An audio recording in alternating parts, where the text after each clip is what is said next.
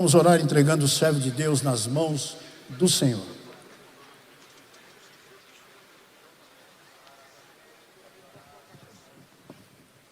Oremos, meus irmãos. Querido Deus e Pai, graças te damos, Senhor, pelo privilégio de estarmos aqui reunidos nesta casa de oração, recebendo, Senhor, orientação através da Tua Palavra.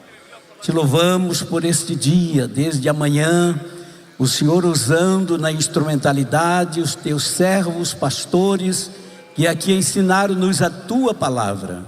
Agora, Senhor, ao final deste dia, Teu servo que estará nos trazendo esse último horário, usa ele em Tuas mãos mais uma vez. Fala aos nossos corações, pois precisamos continuar Te ouvindo. Nós Te pedimos todas estas bênçãos e em nome de Jesus Te agradecemos. Amém. Meus irmãos, a paz do Senhor. Por gentileza, pode se sentar, por favor. Quero convidar os irmãos a ler comigo Gênesis, por favor. Capítulo de número 2, por gentileza. Quero aqui deixar a minha gratidão a Deus pela vida do pastor José Wellington Bezerra da Costa, o pastor Wellington Júnior. Fico feliz por receber o convite, por estar aqui com os irmãos. Também vista que temos tantos nomes, e o meu apareceu, então fico muito honrado. É bondade de Deus. Eu também fico feliz pela vida do pastor Marco Almeida. Deus abençoe, que tem sido um homem de Deus e auxilia aí no tudo que é necessário, né? Qualquer coisa a gente corre para ele, ele resolve. Obrigado, pastor. É sempre uma alegria poder revê-lo e estar com o senhor. Pastor Jessé também, pastor Sisac, Deus abençoe, bom revê-lo. Todos os pastores. Gênesis capítulo 2, eu trago um abraço do meu pastor Silas Paulo de Souza, que também estará aqui por esses dias. Capítulo 2, a partir do verso de número 9, Gênesis, diz assim: E o Senhor Deus fez brotar da terra toda árvore agradável à vista e boa para a comida, e a árvore da vida no meio do jardim, e a árvore da ciência do bem e do mal. Essa versão diz, né, e a árvore da vida no meio do jardim, e a árvore da ciência do bem e do mal. A NVT, que é a nova versão transformadora, diz diferente. Ela diz, e a árvore da vida e a árvore da ciência do bem e do mal, que estavam no meio do jardim. Então mostrando que ambas estavam no meio do jardim, na versão da NVT.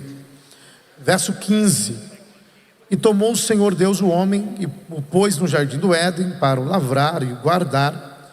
E ordenou o Senhor Deus ao homem, dizendo: De toda árvore do jardim comerás livremente, mas da árvore da ciência do bem e do mal, dela não comerás, porque no dia em que dela comeres, certamente morrerás. Capítulo 3, verso 3, nós temos Eva falando: Mas do fruto da árvore que está no meio do jardim, disse Deus, não comereis dele, nem nele tocareis, para que não morrais. O verso 6 diz que a mulher, vendo aquela árvore, que ela era boa para se comer, agradável aos olhos, e árvore desejável para dar entendimento, tomou do seu fruto e comeu, e deu também a seu marido, e ele comeu com ela.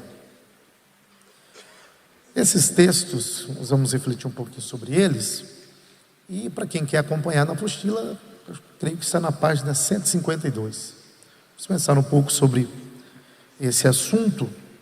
Nós olhamos Deus criando todas as coisas, e a própria criação de Deus, ela reflete uma espécie de templo cósmico. Quando Deus criava todas as coisas, a Bíblia diz que os anjos louvavam, os anjos adoravam, enquanto Deus estava criando. Depois que Deus criou todas as coisas, a Bíblia diz que Ele formou o homem, plantou um jardim no Éden. O Éden era o nome que se dava àquela terra toda, e o jardim foi plantado no Éden, numa porção de terra, e colocou o homem ali para lavrar e guardar o jardim. Ao longo da história, muitas perguntas foram feitas, exatamente por que Deus colocou o homem para lavrar e guardar esse jardim. Se o jardim foi formado por Deus, ele precisava ainda ser lavrado, e o homem deveria guardar o jardim, mas guardar o jardim exatamente do quê? Então essas perguntas são perguntas difíceis, que várias respostas foram dadas. Jake Biel, por exemplo, ele defende que Deus colocou o homem no jardim, e o propósito era que o homem, ao cuidar do jardim, ao lavrar o jardim, ele fizesse com que esse jardim se expandisse por toda a terra.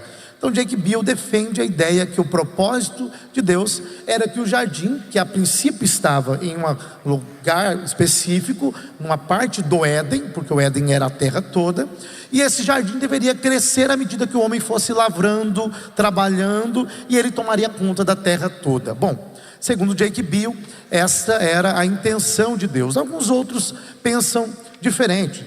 James Hamilton, por exemplo, ele acredita que Adão deveria guardar o jardim, proteger o jardim de seres, por exemplo, como a serpente, o que de fato também se torna uma questão muito complicada. São perguntas difíceis de serem respondidas.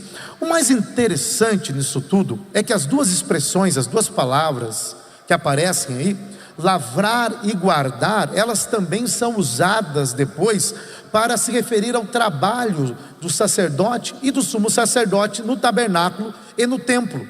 Então as mesmas palavras hebraicas que são usadas para Adão no contexto de lavrar e guardar, também são usadas para os sacerdotes e sumo sacerdote no templo e no tabernáculo, mostrando que há uma certa relação entre eles. Por isso que alguns autores entendem que na verdade o próprio Éden ali, o próprio jardim no que estava no Éden, funcionava como um primeiro santuário que Deus havia criado, porque você tinha as árvores frutíferas, você tinha a árvore da vida, você tinha um rio que saía e se dividia em 4 braços, você tinha Deus que descia para se relacionar com o homem.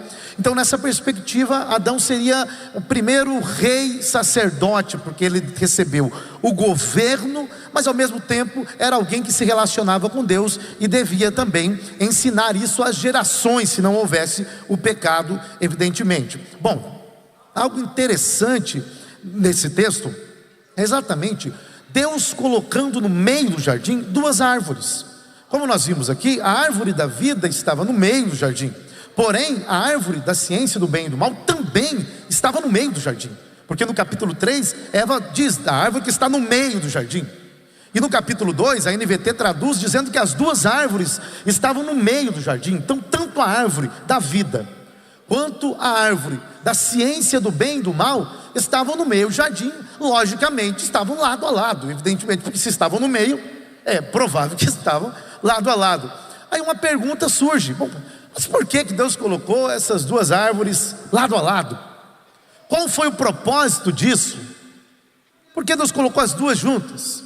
E Deus deu uma proibição de todas as árvores frutíferas. Você pode comer, Adão, mas da árvore da ciência do bem e do mal, esta não. Essa ele não podia comer. Um dado interessante, então, entendendo que o Éden era uma espécie de um primeiro santuário, um primeiro tabernáculo, é que depois, quando a gente olha, quando Adão e Eva pecam e eles são expulsos do jardim, Deus coloca querubins com a espada flamejante para guardar o caminho, a árvore da vida e tudo mais. E aí você vai ver o tabernáculo depois, você vai ver os mesmos elementos que estavam no Éden, lá no tabernáculo. Você vê, por exemplo, o castiçal, que lembra-se de uma árvore. Quando você vê o formato do castiçal, ele é o formato de uma árvore.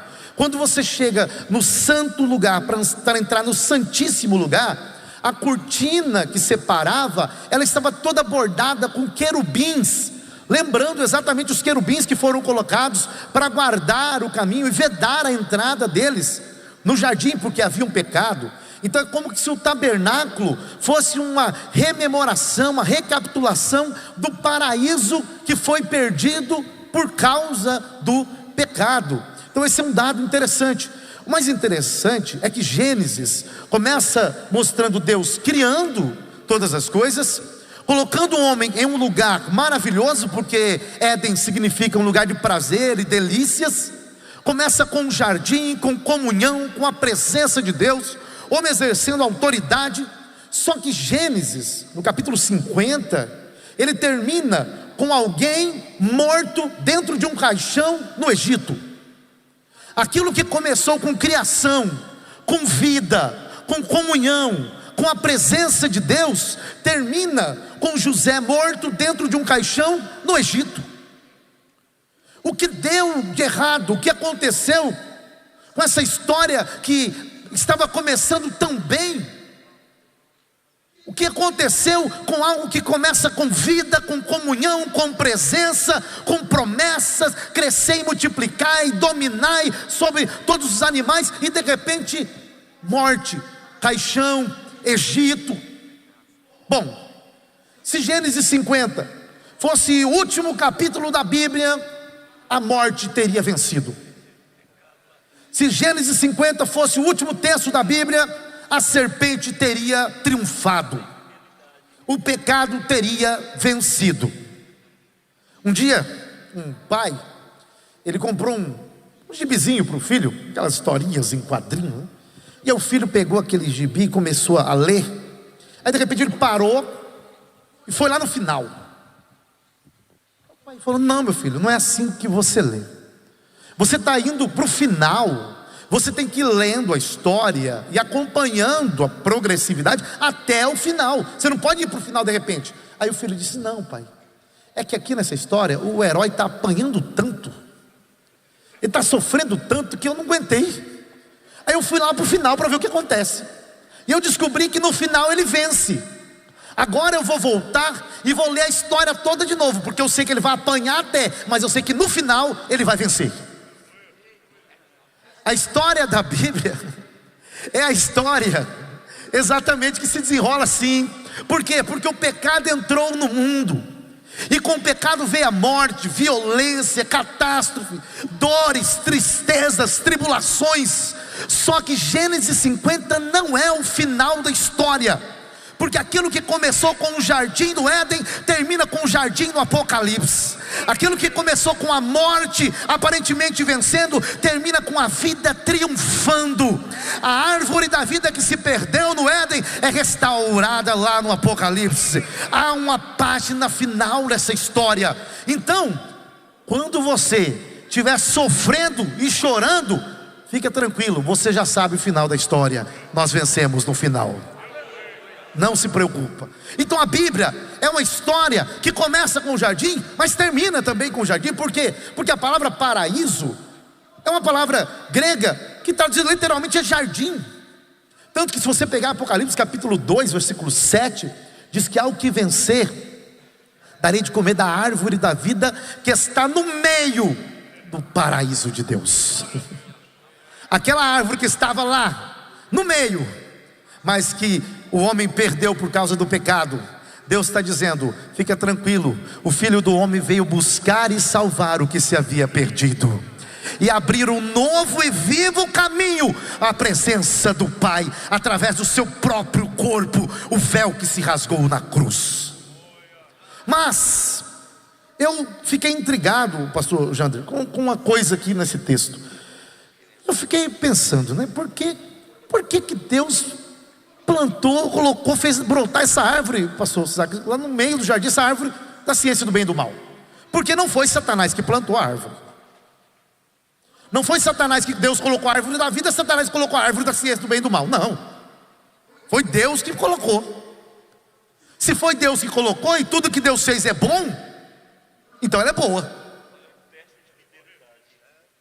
Tudo que Deus fez era bom. Agora a única coisa que Deus disse que não era boa, era que o homem vivesse só, né? Mas a árvore, se foi feita por Deus, então ela é boa. Mas aí surge uma pergunta: ela é boa para quê? Ela é boa para quê? E eu quero refletir com vocês sobre alguns princípios que eu entendo a partir desse texto aqui. Veja, eu entendo que Deus coloca esta árvore ali exatamente para demarcar um limite, uma fronteira para o homem.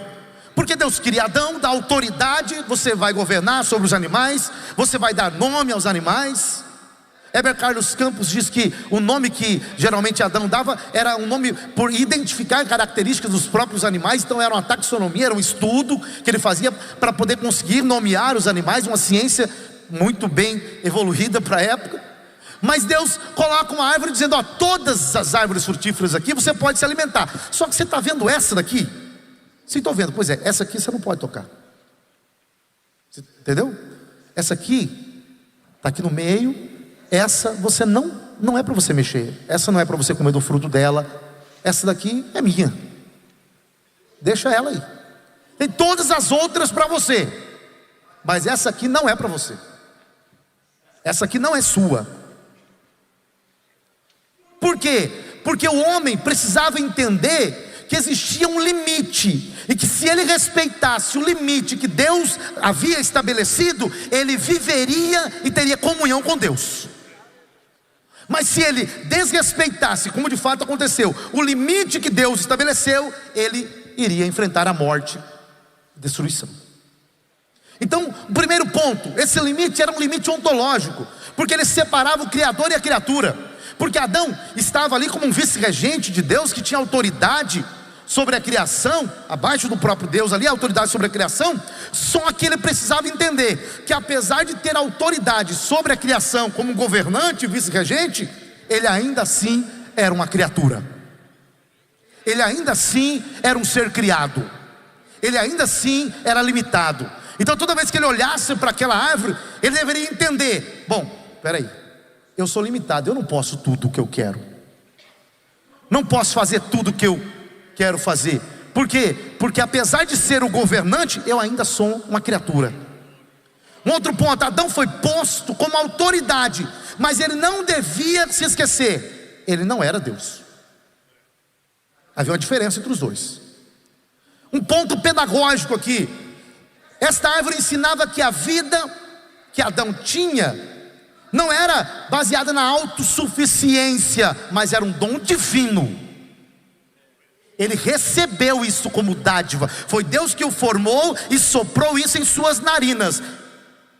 Então em nenhum momento o homem foi autossuficiente. É Deus que garante isso, que garante a nossa existência continuada. Se Deus tirar as suas mãos, tudo deixa de existir.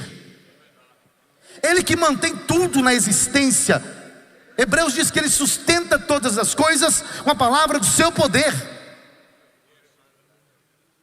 O homem ali, eu acho interessante a ideia de Gerhard Voss. Ele diz que Deus coloca o homem em um estado probatório, em um estado de teste.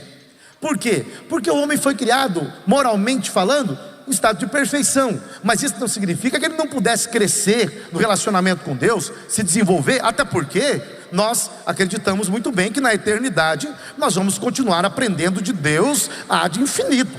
Ninguém vai chegar um dia e falar assim: ó, pronto, sei tudo de Deus. Você teria que ser onisciente para você conseguir isso, e só Deus é onisciente. Então Deus é tão grande que a mente humana jamais conseguirá esgotar. Santo Agostinho, quando estava estudando a Trindade, e ele ficou tão fascinado por isso, que ele teve um sonho, e onde ele via uma criança que pegava, fez um buraquinho na areia ali, e com uma canequinha pegava a água do mar e vinha e jogava naquele buraquinho na areia. Aí ele falou: o que você está fazendo?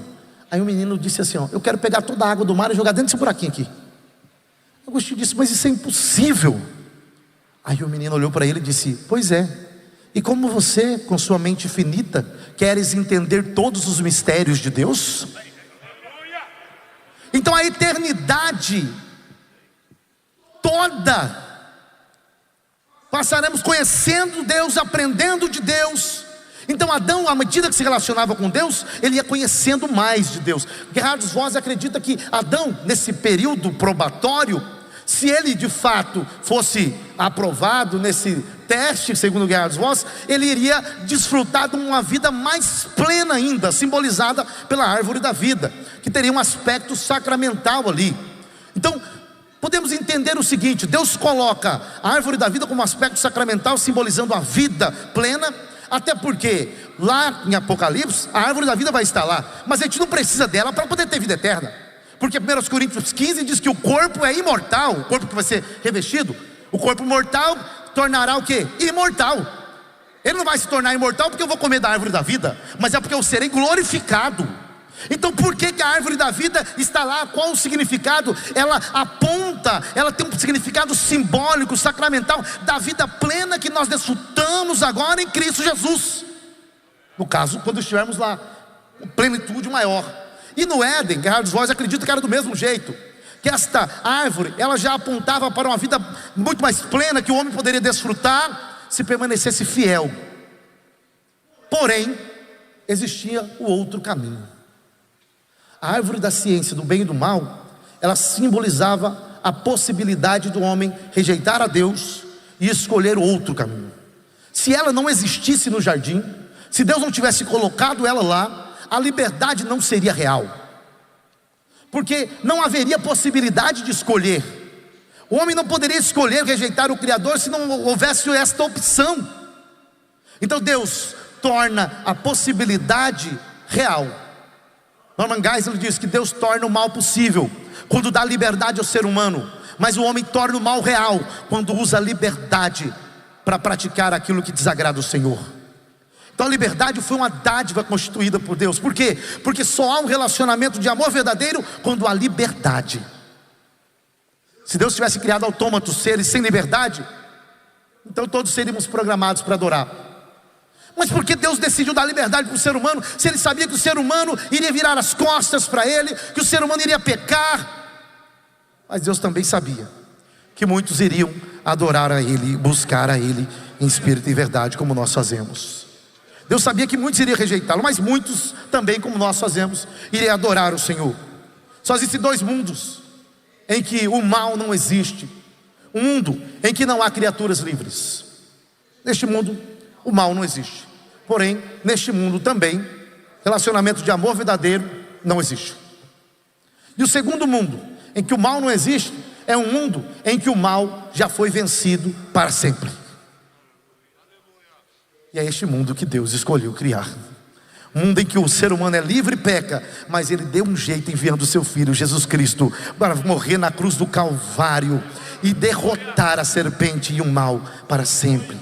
E um dia, quando na glorificação nós subirmos a encontrar o Senhor Jesus nos ares do arrebatamento, nós diremos: onde está, ó morte, a tua vitória? Continuando. Então aqui nós já temos um exemplo de um Deus que estabelece limites. Limites para o ser humano. Deus estabeleceu limites à criação, limites para os mares. Até aqui os mares podem ir. Limite para o sol, para a lua. Deus estabelece limites. Os limites que Deus estabelece produz vida. São as fronteiras que Deus estabelece. Só que o mais interessante é que hoje exatamente esses limites estão sendo combatidos. Existe um princípio conhecido como a cerca de Chesterton. Chesterton, um autor conhecido por escrever livros como Ortodoxia, O Homem Eterno e assim por diante, ele diz o seguinte: que quando você passa em um lugar e você vê uma cerca, antes de remover essa cerca, você precisa se perguntar: para que ela serve? Quem colocou essa cerca aí? Essa cerca está impedindo alguém de entrar ou alguém de sair? Qual a função desta cerca? Quando eu removo a cerca sem entender para que ela serve, eu posso estar causando a minha própria destruição. Só que o problema dos movimentos que surgiram, como o Maio de 68 na França, por exemplo, os movimentos pós-modernos de contestação social, revolução sexual, movimento hippie, o que eles fizeram? Remova a cerca. Sexo livre. Remova a cerca. Agora não precisa mais do casamento para você se relacionar sexualmente. Remova a cerca. Não, remova a cerca. Pode relacionar sexualmente, mas aí você pode abortar, porque não tem problema. Pode remover a cerca. Não, remova a cerca. Religião para quê? Nós queremos ter contato com a natureza. Não, abaixo a família tradicional. Agora vamos pregar uma sociedade alternativa. Acaba com isso. Não, remova a cerca. E o problema é que a sociedade está se autodestruindo, porque ela começou a remover a cerca que nos protegia de nós mesmos e do avanço do pecado. Os valores que formaram a nossa cultura, a nossa civilização, estão sendo atacados, desconstruídos, rejeitados, e a sociedade está entrando em decadência moral, e a gente não sabe por quê, porque removemos a cerca. Só que o grande problema, sabe o que é? É que Deus estabeleceu limites, e eu coloquei aqui, não foi limites só para Adão, não toca nisso aqui, calma, isso não é seu. Deus estabeleceu limites também de espécie. Cada ser reproduz segundo a sua espécie. Gênesis 1:25. Então até dentro das espécies tem limite. Um cachorro não vai reproduzir uma vaca, não faz sentido isso. Anomalia genética, não tem como. Então até mesmo para as espécies existe uma barreira que Deus estabeleceu. Então o cachorro, o gato, a vaca e assim por diante. Isso mostra inclusive que bilhões e bilhões de anos não seria possível e suficiente para poder romper essa barreira que Deus estabeleceu dentro da própria criação. Nós acreditamos que mutações acontecem, e isso é normal no nível micro. Agora no nível macro, na macroevolução, isso é impossível. Só que sabe o que está acontecendo hoje? A gente não arrancou a barreira entre um cachorro e um gato. Não foi isso só. Tiramos a barreira do ser humano e do animal. Então hoje, o ser humano, ele se reconhece como um animal. Eu sou professor, eu cheguei em casa e estava vendo alguma coisa na internet, e aí eu vi um rapaz dando uma entrevista num podcast, e ele disse assim: olha, então, na verdade eu me reconheço, eu sou um cavalo, eu me reconheço como um cavalo, mas eu sou um cavalo não binário, então eu sou um cavale. Na França, um homem acordou e disse: não sou homem, sou mulher. Aí depois falou: não sou mais mulher, sou cavalo. E hoje ele aposta a corrida contra as pessoas que se entendem cavalo também. Sabe por quê? Porque a barreira foi removida. E quando a barreira é removida, o ser humano é reduzido à animalidade. Porque é isso que Satanás quer fazer com a sociedade. Destruir o ser humano e fazer ele se arrastar no pó como um animal.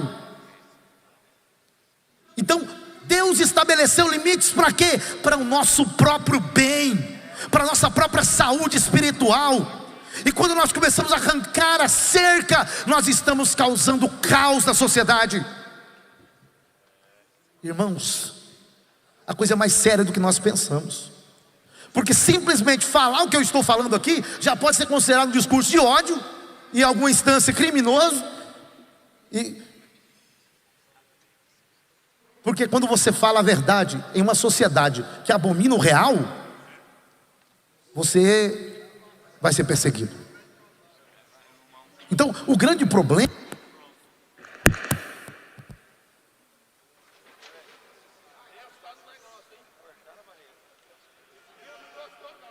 não, mas eu sei que Deus está trabalhando.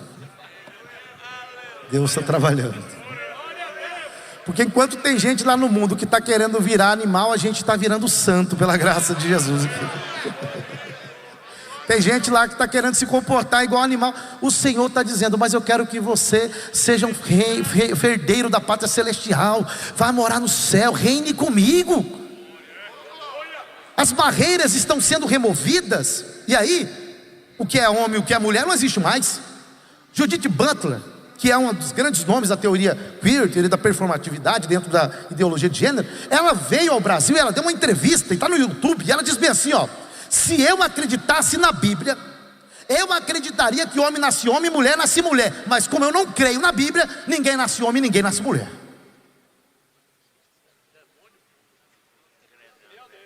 E aí, o que nós vamos fazer?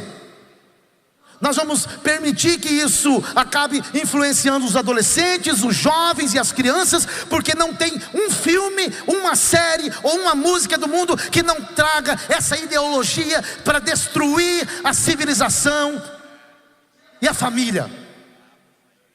Porque a família ainda está sendo vista como o último reduto dos valores morais da nossa civilização. Mas se você destruir a família, você acaba com tudo. E é a família que está sendo o alvo agora.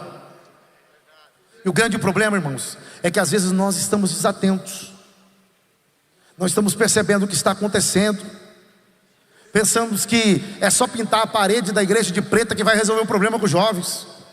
Que é só pôr um tambor ali na frente e escrever church ou algo do tipo que vai resolver o problema com os jovens. Que é só você fazer o culto gospel da balada gospel ou carnaval gospel que vai resolver o problema com os jovens. O problema é muito maior do que isso. Não adianta a gente pintar a parede de preto achando que isso vai fazer com que os jovens queiram ficar na igreja, quando o mundo está tentando influenciar ele para deixar de ser até um ser humano. Em uma sociedade em que a Bíblia está sendo atacada, em que a igreja está sendo atacada, em que os líderes estão sendo atacados, a única coisa que nos resta é pregar a verdade, ainda que nós morramos por isso, porque não há mais o que fazer. Infelizmente, quem prega a verdade está sendo taxado como extremista e que reproduz discurso de ódio, simplesmente porque nós falamos que pecado ainda é pecado, porque a sociedade muda, mas Deus continua sendo o mesmo, os valores são os mesmos. Deus não mudou. Deus não mudou. O mesmo Deus que disse a Adão: eu estou te dando aqui um jardim, você vai governar, mas entenda uma coisa: você deve obediência a mim, você não é Deus, você é limitado. E aí, o problema, né? É o culto à personalidade. Deus já estava dizendo assim, ó, entenda uma coisa: você está governando aí, né? Mas entenda que você está debaixo da minha autoridade. Quando você começar a achar que você não precisa mais responder a mim, olha, Deus tem os mandamentos morais da Bíblia. Os mandamentos morais são claros: não adulterarás. Eu entendo claramente pela própria natureza do mandamento por que eu não posso adulterar. Vou destruir minha família, a família do outro. Está muito claro pela própria natureza do mandamento. Mandamento moral, você só de compreender o mandamento já entende por que é pecado. Não matarás. Agora, o mandamento pode ser configurado como um mandamento positivo: não coma do fruto da árvore do conhecimento do bem e do mal. Por que isso é errado? Não foi o Senhor que fez a árvore? Foi. Ela não é boa porque Eva viu que é boa, agradável? Não é? Sim. Então por que é errado? É errado porque eu não quero. Eu não quero. Mas eu não entendo, não precisa. É só você confiar em mim. Tá, Senhor, então o que eu faço então? Quando você não entende, você confia em quem estabeleceu. O mandamento positivo é Deus dizendo: confia em mim, eu sei o que é melhor para você. Me obedeça, eu sei o que é melhor para você. Mas quando a serpente aparece, o que ela faz? Ela vai atacar exatamente o caráter de Deus. Primeiro, ela lança dúvidas: foi assim que Deus disse? Depois, ela nega a palavra de Deus: morre não. Depois ela coloca a palavra dela no lugar: você vai virar Deus. John Milton, um literato do século 17, inglês, ele escreveu um livro interessante, O Paraíso Perdido. John Milton é um livro de literatura, né? Mas ele traz um diálogo entre Eva e a serpente que eu acho interessante. É literatura, mas é interessante. Diz que Eva pergunta para a serpente assim: mas como que você está falando? Sou uma serpente, como que você está falando? E aí, segundo John Milton, mais uma vez enfatizo literatura, certo? Segundo John Milton, a serpente olha para Eva e diz assim: então, é que eu comi desse fruto aí. E se eu, sendo inferior, comi do fruto, já consegui falar, imagina o que ele não vai fazer com você. Imagina, é a serpente, é isso mesmo. Imagina o que ele não vai fazer com você. E aí, é onde o problema entra. Porque a gente deixa de confiar em Deus para ser aquele que estabelece os valores. Eu sei o que é certo porque Deus diz. Eu sei o que é errado porque Deus diz. E agora eu começo a ir pelo meu próprio padrão. Não, eu quero falar o que é certo e errado a partir dos meus valores, do meu padrão. Mas o meu padrão é distorcido, ele é falho, não vai dar certo. E a cultura é uma prova disso. Na Bíblia a gente vê isso claramente. Deus sempre puniu quem ultrapassava os limites. Nadab e Abiú, Deus acendeu o fogo e disse: é esse aqui que vocês oferecem. Nadab e Abiú falaram assim: não, nós escolhemos o fogo que nós vamos oferecer. Deus: não, é esse aqui que eu quero receber. Não, mas eu quero levar um outro, diferente, mais moderno. Deus estabeleceu a forma como Ele quer ser adorado. Deus estabeleceu a forma como Ele quer ser cultuado. Eu não posso inventar uma moda para adorar Deus. Deus já disse, está aqui, ó, é a forma como eu quero ser adorado, é a forma como eu quero ser cultuado. Não passe esse limite. Nadab e Abiú morreram, foram consumidos. Deus diz a maneira como Ele quer ser adorado e a maneira como a autoridade deve ser exercida. Uzias, eu sou rei, e porque eu sou rei, eu posso oferecer sacrifício, eu posso lá oferecer incenso. Uzias, entenda uma coisa: eu te dei autoridade real, mas a sua autoridade é limitada, a minha não.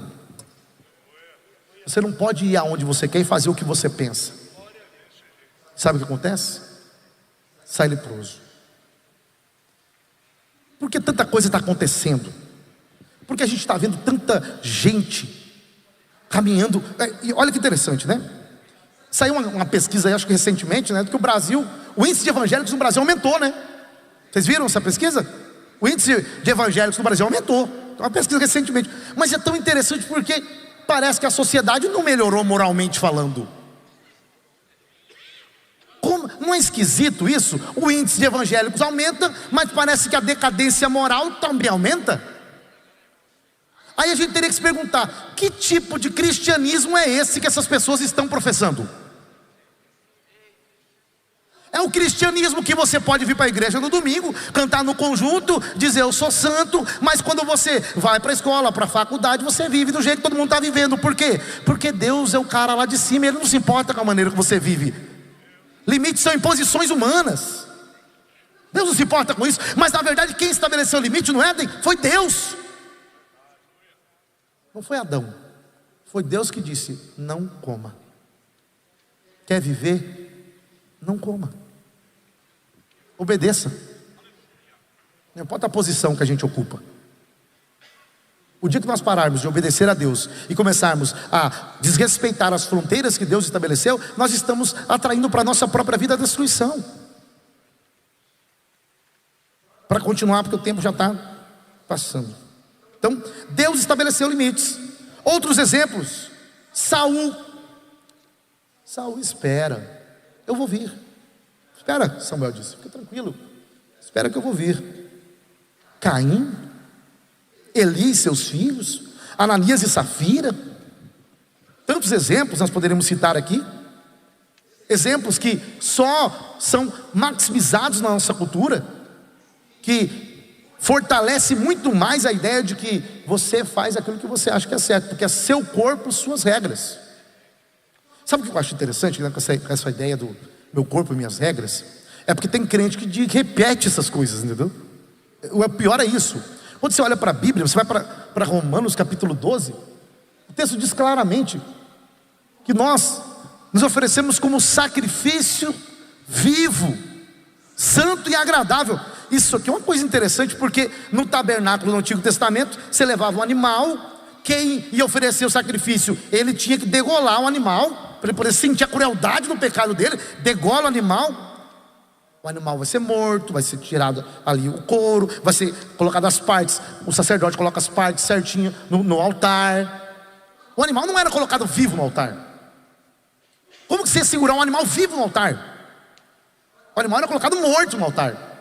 O animal não ia para o altar por vontade própria, ele ia contra a própria vontade, ele era morto para ficar no altar.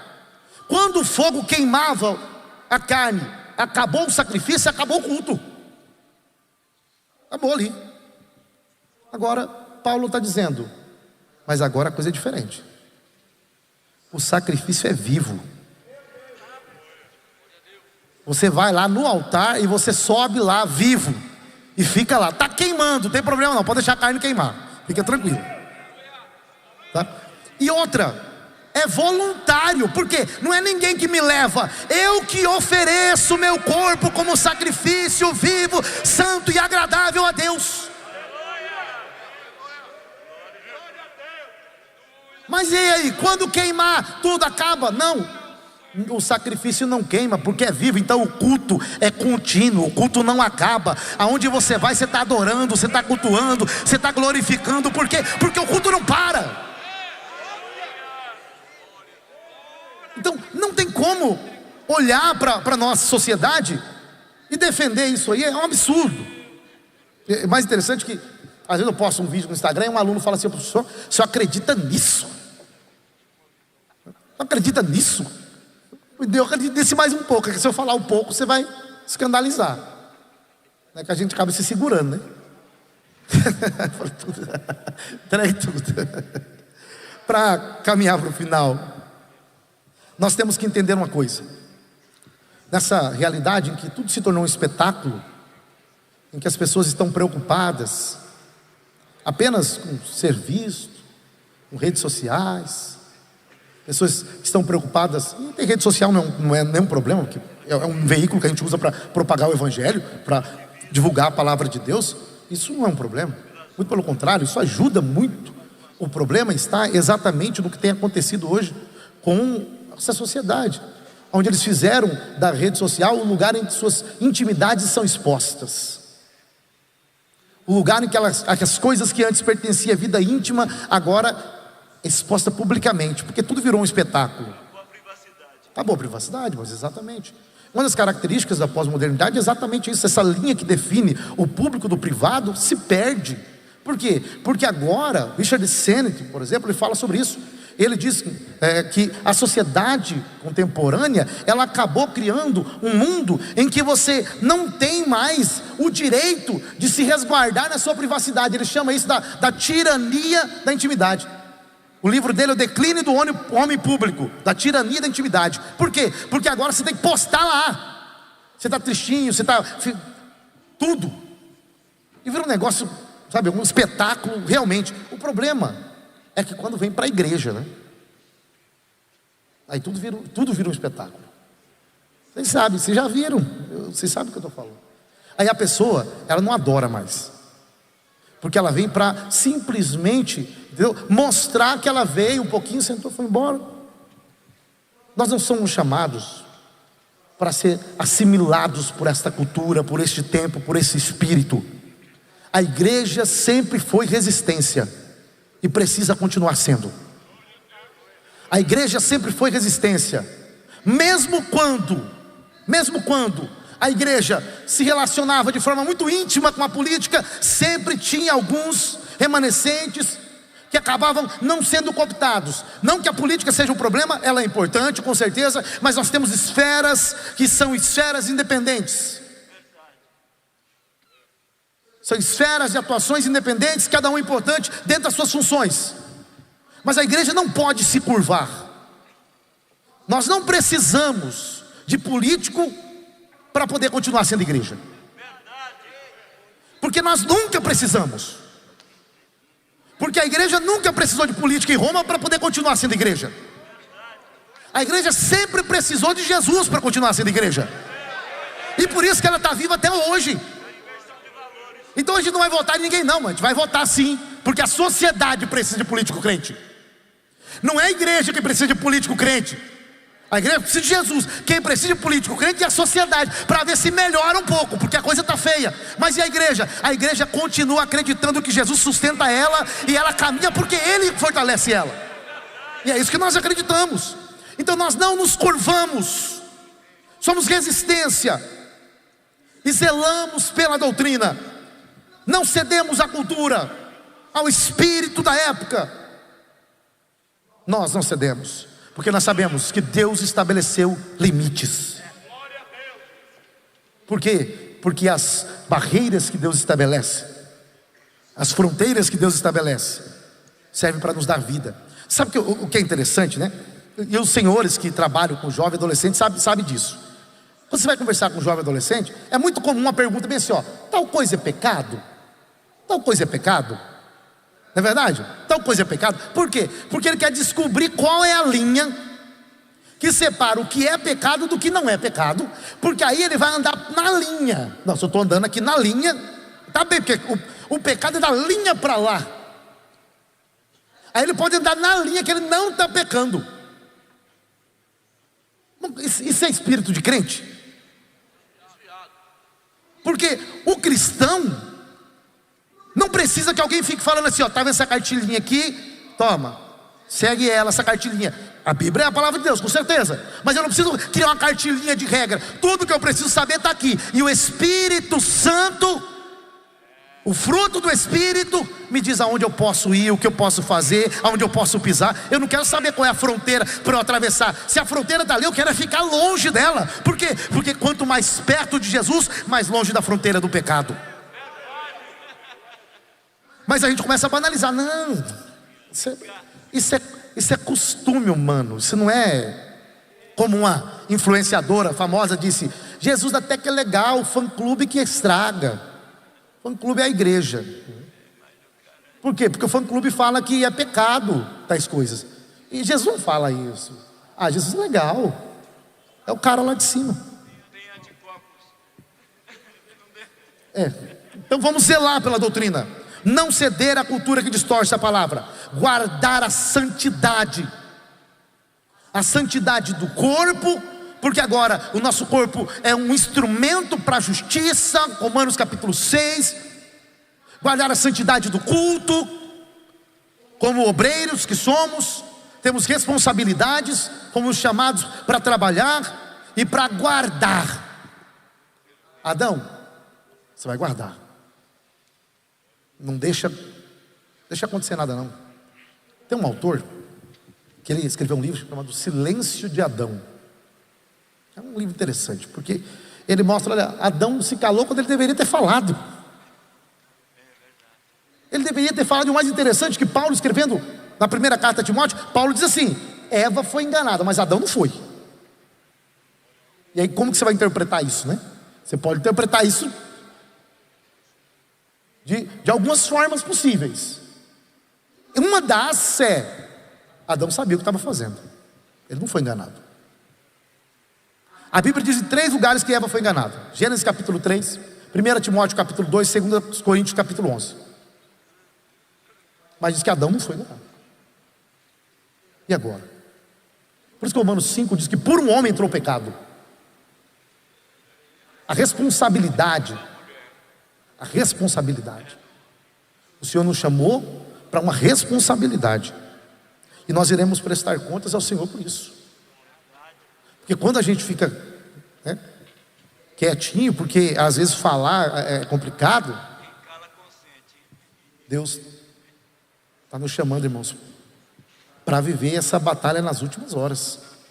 Porque assim, eu não sou um expert em geopolítica, mas eu acho que o cenário que está se desenrolando aí não é favorável, né? Não é verdade? Rússia enviando drone para o espaço aéreo da Polônia, a OTAN sendo convocada, a Europa, Brasil, Estados Unidos, China e nova rota da seda. O que vai acontecer? O cenário está sendo preparado. Só um que vai surgir vai conseguir colocar ordem nessa coisa toda. Mas eu não quero estar aqui quando ele chegar. Ele vai conseguir fazer, ele vai conseguir, né, pastor Marco?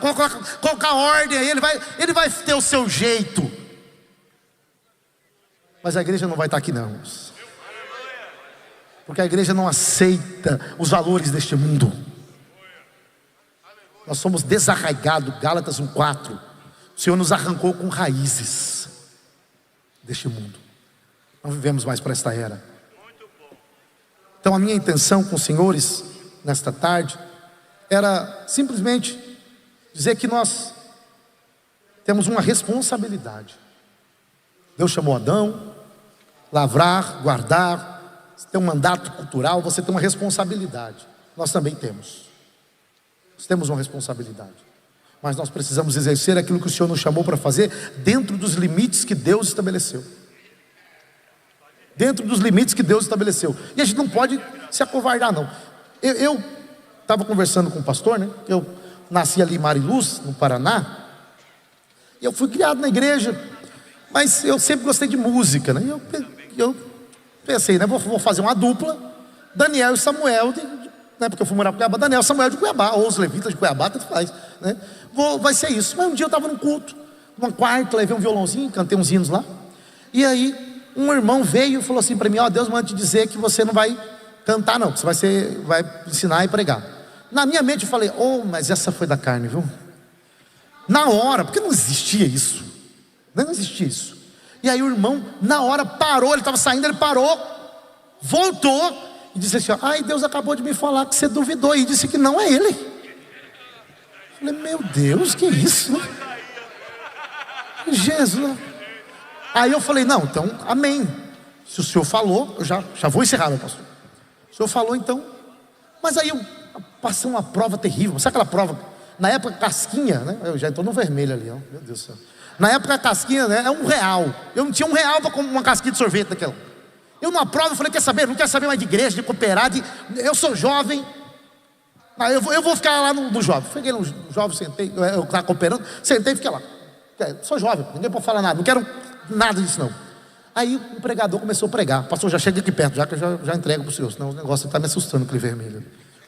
Aí o pregador começou a pregar, né? Meu nome é Jonas, o pregador estava pregando sobre Jonas.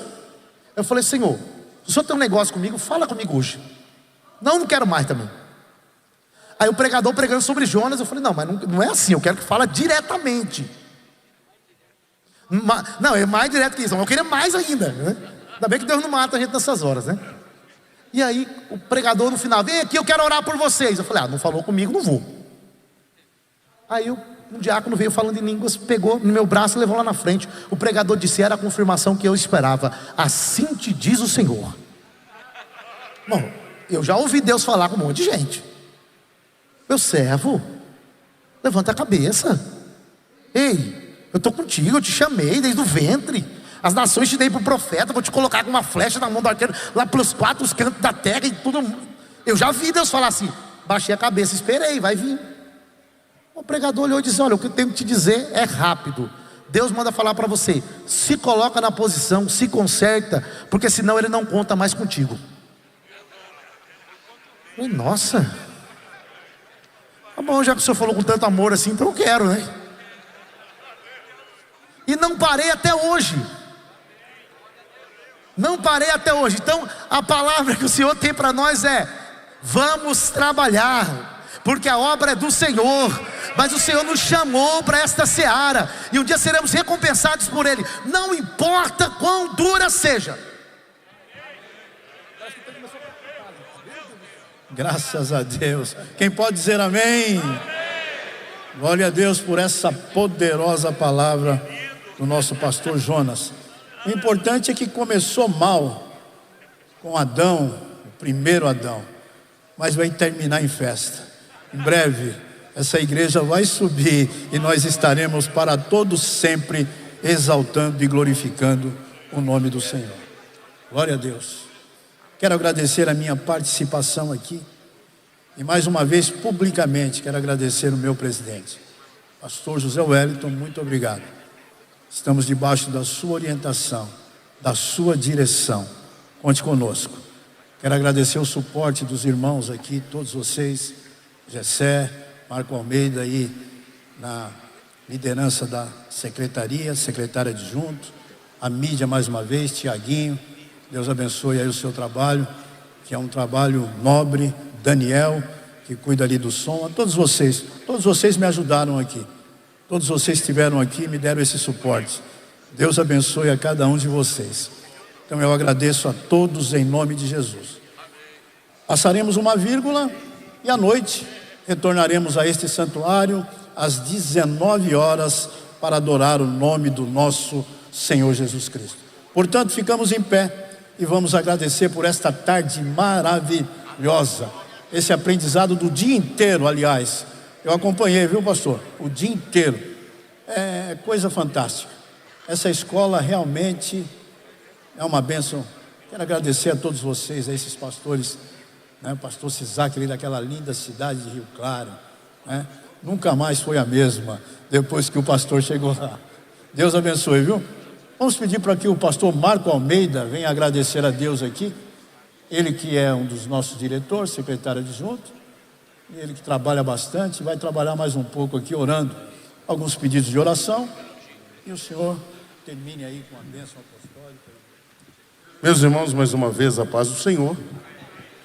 Realmente, pastor Hermes, com muita propriedade tem dito, 79 anos a nossa escola. Eu estou nessa escola há 26 anos e a cada escola a gente aprende mais. Oremos ao Senhor. Senhor Deus e Pai, te louvamos e te agradecemos, Senhor, por tudo que já nos tem proporcionado por este dia, desde as primeiras horas da manhã que aqui nos reunimos. Ó Deus querido, agora, Senhor amado, estaremos dando aqui um intervalo. Muitos dos teus filhos, alguns retornarão às suas casas, mas outros estarão aqui permanentes para poder à noite adorar o teu santo e bendito nome. Abençoa os